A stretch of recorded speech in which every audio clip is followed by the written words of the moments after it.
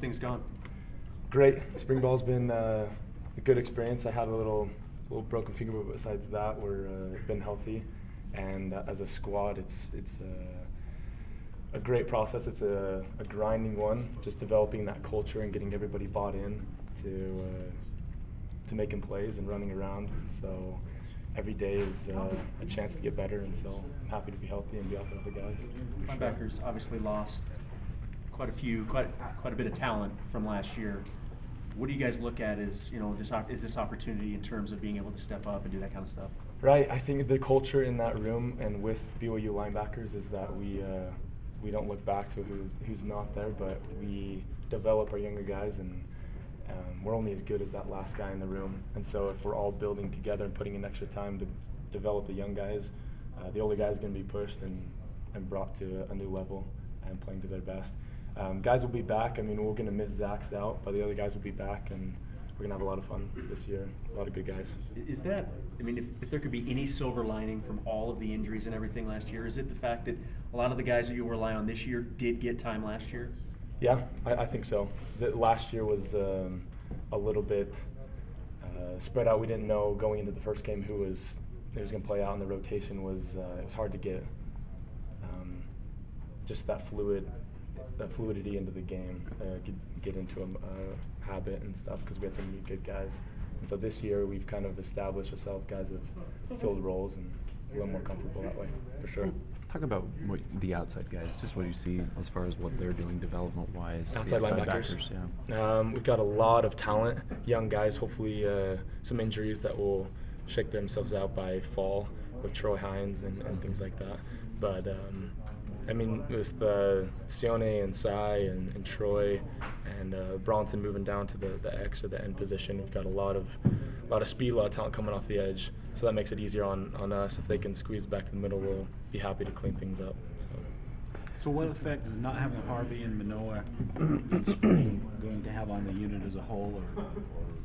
You know, we do a lot together. Just because they're not at practice, me and Maya and the other guys make it an important thing to bring them along, and we meet together so those guys can be a part of it, so the unit is not separated and they're not losing time. They're putting in extra work as well, and we trust that when they come back and fall, that they're going to be ready to go with us. How do you think the defense is handling itself against the offense right now? We've got a lot of young guys stepping up. That's what spring ball is all about. And so the last couple of days we've stepped up, and it's been a battle. We've had some big stops, guys making plays. Initially it was the offense that was more in motion and had things going, but that's typically how spring ball goes. And Taysom and Christian Stewart, it's nice to have guys that have been running it for a while. So offense is doing great, but especially in our secondary, we've got young guys stepping up and filling things out. You mentioned the offense, doing great. I mean, what are your overall thoughts on this offense? You go against it obviously every day. Right.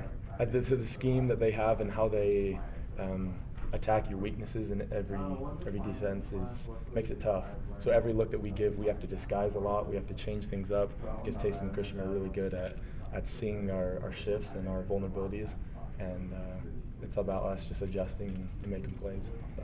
Does that make it particularly rewarding when you get the picks? Because the defense has gotten a number of interceptions this spring that we've seen. So. It's true. That does make it rewarding, because you got experienced quarterbacks. Yeah, guys, just being in the right spot and making plays. I've got to be proud about that. Have you seen a difference having Bronco taken over the defense this season? It's the same defense. Coach Howell had the same calls, same mindset, and same energy. I think the difference is just guys playing for Bronco, and I think it's the same thing. It's just we had to make the choice. I don't think the coaching change is the big difference. It's just guys need to buy in and trust what we got going on. And I think this year's you're going to see a difference come fall. A lot of your teammates, when asked that question, have all said that they've noticed more accountability. What do you think? What are your teammates talking about? I mean, have you seen that as well? Yeah, for sure. It's obviously Bronco is famous for that. He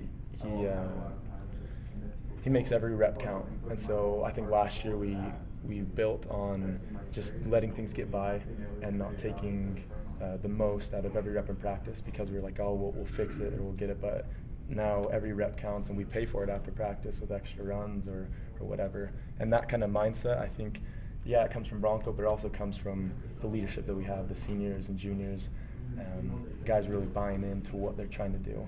And that was the difference. Is I don't think that was the leadership in last year's crew had that same type of desire to fully buy into the program and that kind of defense.